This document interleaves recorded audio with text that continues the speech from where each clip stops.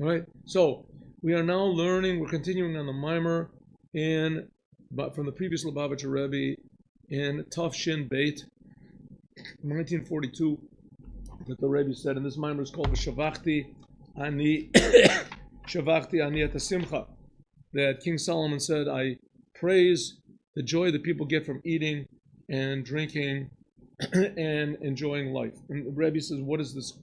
What is King Solomon trying to get at here?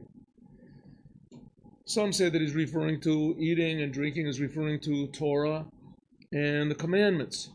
And this is just a metaphor. But still, says the Rebbe, it still is quite miraculous. Why is it that people need food to eat? Especially being that man is the choice of the creation. Man has the power of thought. He can speak intelligently. He can give over ideas to others. He has free choice. Animals don't have these things. So why is it that man needs animal or plant in order to live? So the Rebbe said that's one question, but we can look at it in another way. Everything in the world was created to be elevated to that level of life which is above it. For instance, minerals are taken by plants, utilized by plants. So minerals become plants. Plants are more alive than minerals are. Minerals are dead. Plants at least react, they grow. Plants are eaten by animals. And that elevates the plant into be an animal. An animal is more mobile than an animal is more mobile than a plant. A plant can't move. It's stuck in one place. A plant has certainly no free choice, power to speak, any action, interaction. It just reacts to sunlight or whatever. An animal is more mobile. It's less attached to the ground. Animals have certain human features. They do call to each other, and they do have certain camaraderie,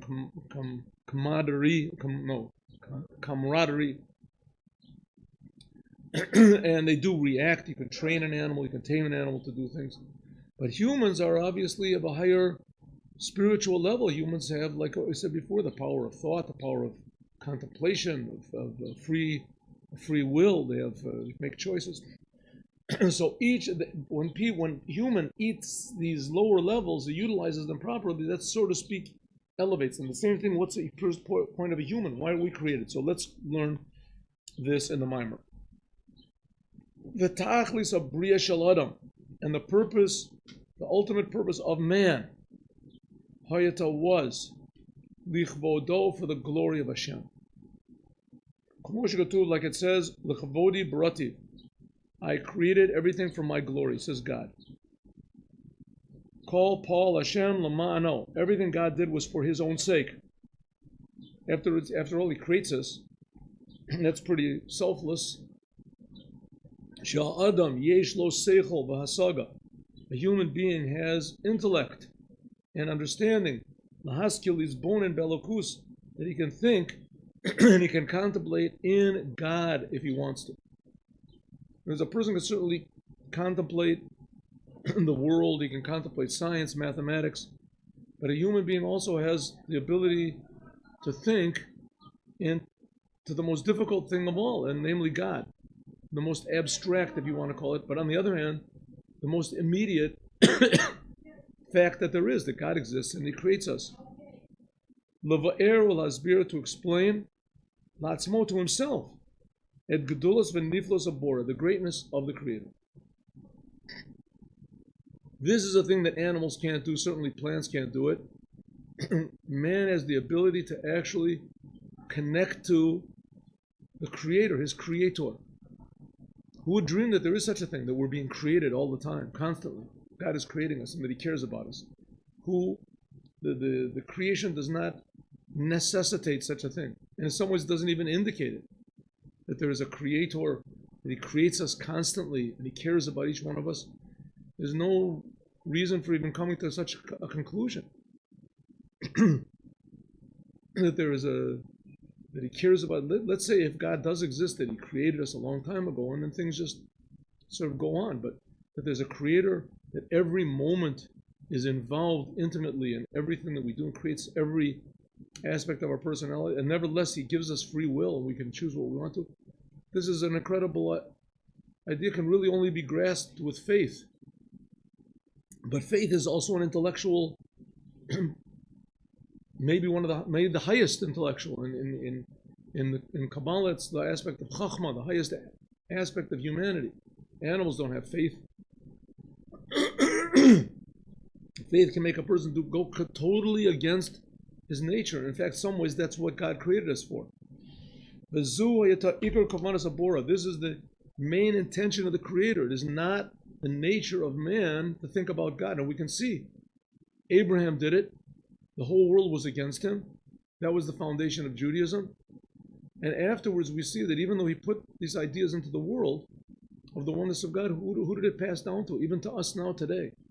Right? It's not the nature of man, even all these other religions that there are, it's not the nature of man, even a religious man, to come to the conclusion that there's a God who creates us every single moment, creates everything that there is, all being, all spirit, and that God cares about us and He listens to our prayers, and that we can change God's mind.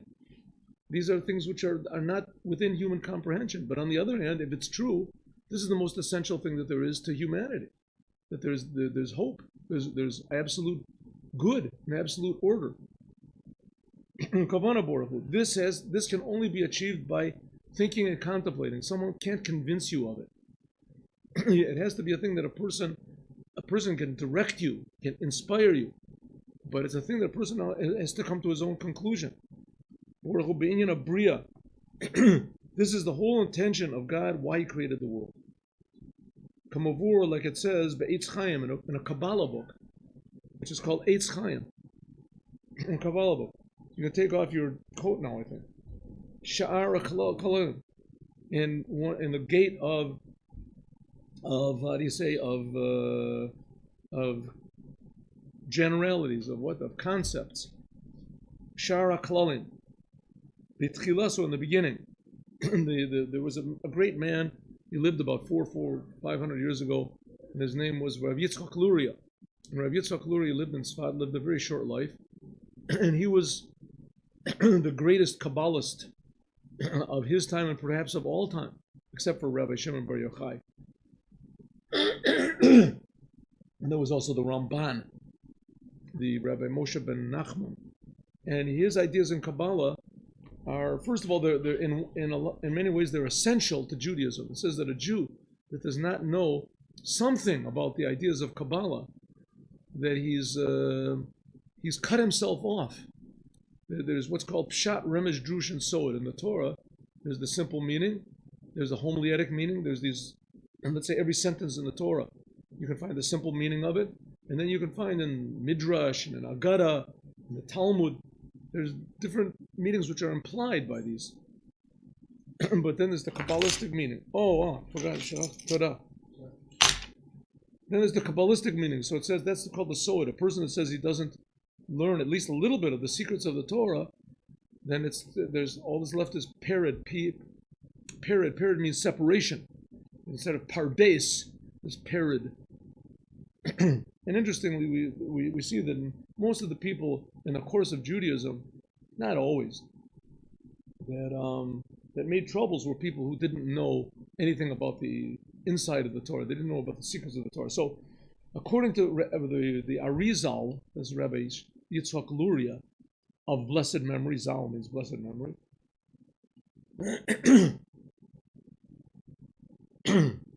So he writes there that the reason that God created the mind, it says,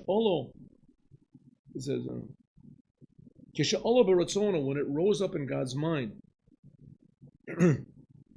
Yisbrech Shemo, blessed be His name. Livrot Olam, to create the world. Kiviyachol, so to speak. Leheitev Leborov. God created the world. It rose up in God's mind, so to speak. A very basic principle of Kabbalah, the Kabbalah is based on, are the two seemingly contradictory sentences in the Torah. That one says that man is created in the image of God, but on the other hand, it says that God has no form. God is not a person. God is not a. On the other hand, we see throughout the Bible that God talks to people and that God gets angry about things. So God does have, the Torah is God's will, and the commandments. So we see that God does have a will, and so what's happening? So it says that this is a thing that's not understandable. So when we talk about God, something raising up in God's mind, we say kiviyachal, so to speak. So to speak, it rose up in God's mind.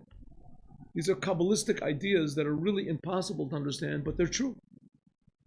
God created the world, why? Lehetiv leburov, to benefit his creations, v'yakiru gudlaso, and that they should recognize his greatness, v'yizku liot mirkava, and that they should be a vehicle, a receptacle, that human beings should be a receptacle, lamaila, for what is above them. Lidabek bo Yisbrech, to cling to Hashem. The greatest good that can be to man is when a man can be partners with the Creator, make a new world.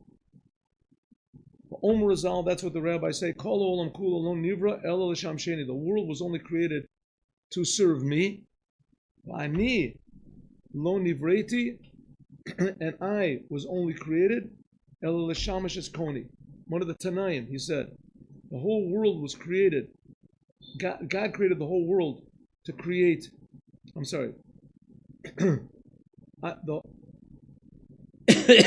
world was only created to. This is one of the Tanaim. He said, the whole world was made only to serve me, the Jewish people. And why was I made? To serve the Creator. Because the whole world was created for Jews.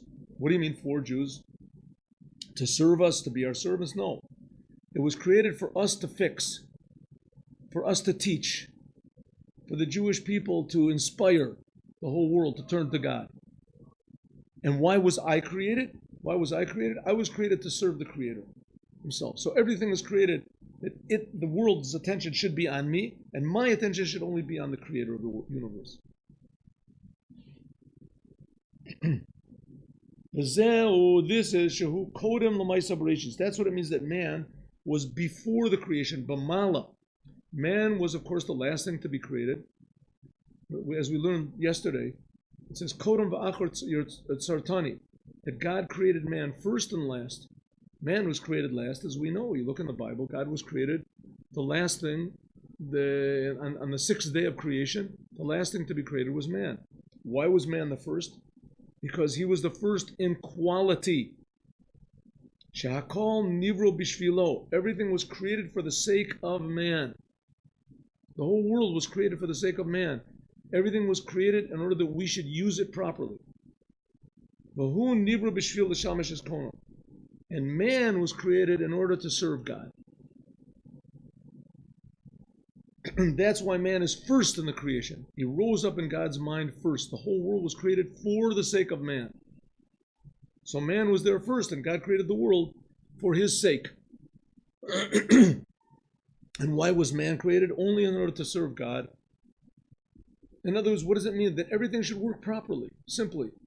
Everything should work properly. When a person is healthy, so he doesn't feel any of his limbs, he doesn't feel everybody that's watching this video has a heart, has eyes, has a brain, has a liver, has a stomach. I bless you all. You should never feel your heart. You should never feel your eyes, your liver, your stomach. When everything is working properly, so things don't feel themselves. They don't stick out. The idea of man is the whole universe is supposed to be healthy.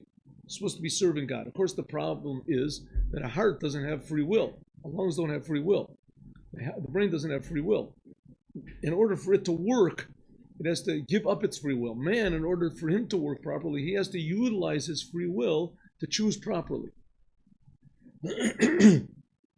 That's why man is called the first of creation, because he has free will.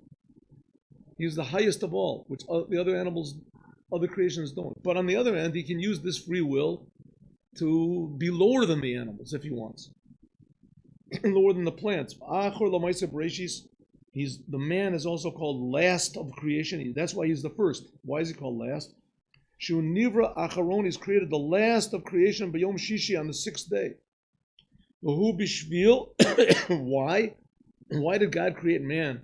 The last creation. He could have created him first. Then we would know man is first. sheyimtza adam et hakol muchan lefanav, so that man would find everything prepared already before him. Ve'im zeh hine gam afilu yetush kodmo. Even though that man was really the highest spiritually, but man is created last because if he chooses improperly, he chooses to be an egotist, and he wants to use, instead of serving God, he wants God to serve him, then it says even a mosquito is before you. A mosquito is considered to be the lowest of the creations, because a mosquito, I've never checked this out scientifically, but mosquitoes only take in and they don't give out. They say there's no excretion that comes from a mosquito. At least other animals, they fertilize the ground, they do something. Mosquitoes only take in blood and they don't give anything out. Is this true? I don't know. If it's not true, then you'll find some sort of other thing that's called the yatush. But there is such an animal called the yatush, and all it does is it takes in, because a mosquito takes in blood, and it just utilizes it for itself, and it doesn't do anything. Doesn't give over for its children. I don't know. Even the yatush is before you. Hainu, shekasher, that when a adam mitnaig, a person, if he conducts himself according to the Torah mitzvahs, kidaboy lamahavi, it should be as a kol muchan, then everything is prepared for him. But if not, yitush kodmach, exactly the opposite. Not only is everything below him, he is below everything. The whole entire world becomes his master. As we see so, unfortunately, so clearly, there's a lot of people that were rich, fantastically rich, and it ends up that their riches own them. They don't own the riches. People buy new cars, a new Ferrari, and the car owns them. Right? They're always worried about the car. Is somebody scratch the car? Is somebody going to steal the car? Is somebody worry the car? will the car still be there? Will somebody have a nicer car than me, a faster car than me? And so the car owns them, their whole life. And so it is with so many things, that the person doesn't become the boss to elevate, to lead the world into a proper direction, but the world leads him into confusion and destruction. God forbid. As we see only too clearly in this progressive world in the 20th century. They say that Stalin killed, I just heard yesterday, there's a person called, what's his name? He wrote the Gulag Arpalego. What? Stalin, whatever. He says he estimates that Stalin killed 60 million people. I never read the book. I'm going to have to read it. No.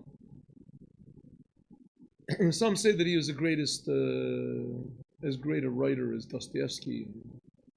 But in any case, 60 million people. Mao Zedong, with communism, beautiful ideas. Communism, most fantastic ideas. Slogans, can't beat them. Can't beat them. The slogans of communism, fantastic. The promises are just out of this world. Utopia. Stalin, with these wonderful, beautiful ideas, killed 60 million people. Some people say it's not 60 million. Don't exaggerate. He wasn't such a bad guy. He only killed 20 million people. Which that's reasonable. When you compare it to 60 million. I mean, there's another 40 million just walking around, right? That tells you what Lashon Hora does. Then Mao Zedong, according to almost all opinions, he killed between 70 and 100 million people with his policies. Mao Zedong. Yeah. Right. And all these terrible. So we see that how this is an addition, like Hitler killing, 60 million to 70, how many million people he killed in war? Right? And just 6 million plus people he killed in these concentration camps just because they were different than him. Who knows why? That's what the progressive 20th century brought us. Just bloodshed, and confusion, and evil. And all of it was based on these wonderful, inspiring ideas. Incredible how man can be misled. Okay, Hine. And they want to do it again. People wanted to do it again. I was just amazed. It was 2 years ago. There was this movement, 3 years ago, 4 years ago, movement called, what was it? Take Wall Street or something? what was it? Conquer Wall Street, take Wall Street, something like that. So I was in, so I went down to the Rebbe. I was by, it was for Tishrei. So I went with my son. I wanted to see what was going on there, just to walk down to see. I was just amazed. They were actually carrying around pictures of Lenin and the red flag, and Mayo, Seitan. I mean, these people, they don't know what these men did. What came out of this? I just don't understand. And there was a lot of them were Jews. So some yelled at me and they said, oh, Rabbi, this and I said to one of them, I said, I just don't understand what you're talking. I mean, these ideas failed. They just failed miserably, don't you see? It's really incredible. It's quite incredible. Okay, so says the Rebbe, what is the hope for man? The hope for man is if man really thinks properly about the Creator. Hine. That's in the whole world then falls into place. Hine. Ba'omek enyan. Deeper. Hine tam v'sibas adavar masha adam tzorech lachila v'shtia. Why is it that man needs food and drink? Lefi, because shanitzutzo chebedavarim agashmim, because there are sparks of meaning in physical things. Hinehem gavoim, they are higher.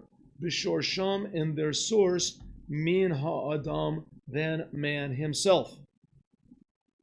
All right, now we're going to get a little bit Kabbalistic. Why do we eat food? Because the source of food is higher than the source of man. True, man was created the last of creation. The whole creation was ready for him, so he would come and orchestrate this beautiful symphony of meaning and blessing in the world. And we'd see why everything was created. Well, the fact is that why would he do this? What was the purpose of elevating everything? Just let everything, how do you say? In Hebrew, ten lechayot lechiot. Let everything just be itself. Let the animals do whatever they want.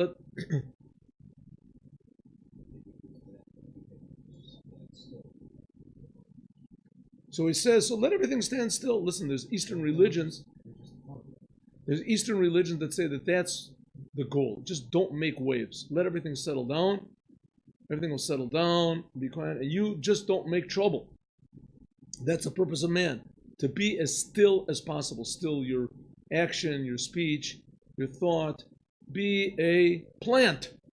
Be a plant. Don't even be an animal. Animals wander around. That's what I mean. A plant. What does a plant do? A plant just stays there and it sucks energy from the ground, from the air. Just be.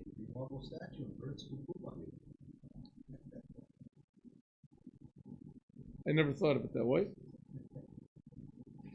Says the Rebbe, really the fact is the physical things of the world have a higher source than man. The Shoresh Adam, the source of man, who me'olam hatikun, is from what's called the world, the order, spiritual order, which is called tikkun. Masha enkin somech, which is not the case. Plants, v'chai, and animals, shorsha me'olam tohu, they come from the world of tohu. Shekodem tikkun, which is before tikkun. Okay, what does this mean? Translation, simple translation. Tikkun means fixing. Tikkun means fixed. Right? Your car is fixed up. The tukan, it's fixed up. The car works. That's tikkun. Everything is organized. Everything is balanced. Everything works in coordination with everything else. There's harmony. There's symbiosis. Everything works. What's tohu? Tohu is everything is separate.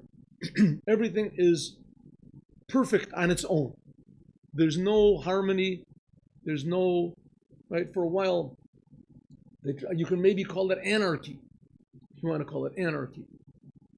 Anarchy is a very powerful thing. Like if you have an orchestra, when the orchestra is warming up, so each and every one of the instruments plays its ultimate, right? Each one of the players plays the full range from the lowest to the highest. They play as fast as they can. They play as loud as they can. Just to warm up. Complete confusion. On the other hand, yes, it is complete confusion, but when they start playing, so it could be that the guy who plays the timpani or whatever, he only plays, 5 seconds in the whole entire song. It could be a symphony of an hour long, and he plays 1 minute. He plays 1 minute. The oboes play, 10 minutes. Violins, they play 40 minutes. Like the first violin, he plays 50 minutes. It's a big thing. Why do this? I don't know. Why do they have to do this? Why do people come to people play? The performers play just a little bit here, a little bit, right? The guy who plays the timpani plays for 5 seconds. Right? The Jewish lady stands up. It's my son. That's my son. There he goes. Play it again. Shlomo. Sheldon. Right? Why play that? Let everybody just play the ultimate all the time. Play the ultimate. Even in jazz, not everybody plays. One guy they play back, and one guy takes the lead, right? And they enjoy it. There's some sort of an organization involved. They tried for a while this, what was it called? I can't remember this guy, John Clay and what other people. Anyway, there was this confusion music they tried to make. Sort of didn't work. I don't. Maybe it did work. I don't know who would go and see a thing like that. Maybe only music. People who want something different. They get tired of harmony. They get tired of this. Very rare. That's what tikkun is. Tikkun is that everything works according to a plan, and everything is balanced with everything else. What is tohu? No balance, but there is purity. No tohu. Oh, I don't know. It's not mentioned, as far as I know, at least in the systems of Kabbalah that are brought in Chassidus. Tikkun and tohu. The essence of what man is supposed to be order, balance. The essence of what the world is supposed to be is egotism. Cows are cows, lions are lions, plants are plants. Everything has its nature, and it just goes for it.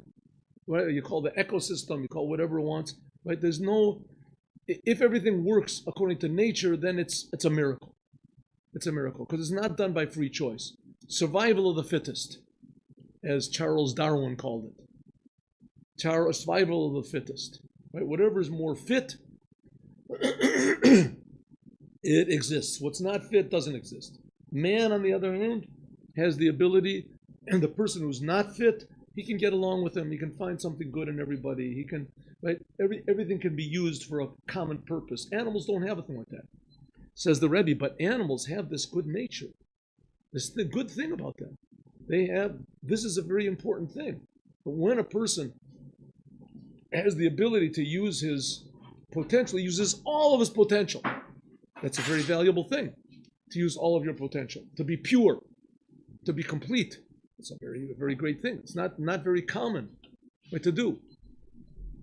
It's therefore man needs the animals, needs the plants, needs the minerals in order to elevate himself.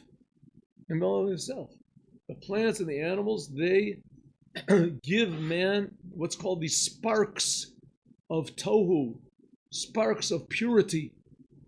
That by means of this, a man can live.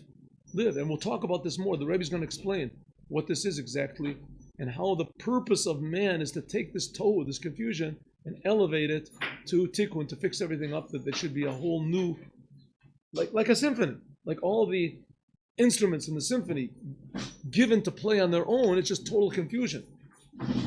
But if they limit themselves, then everything comes out beautiful. That's the idea of the conductor and the composer. That's what man is. Man is supposed to take the whole world, the confusion of the world, and make it into a big symphony. But on the other hand, without these instruments, there's no composer. Composer has no purpose. As we'll talk about more, God willing, tomorrow.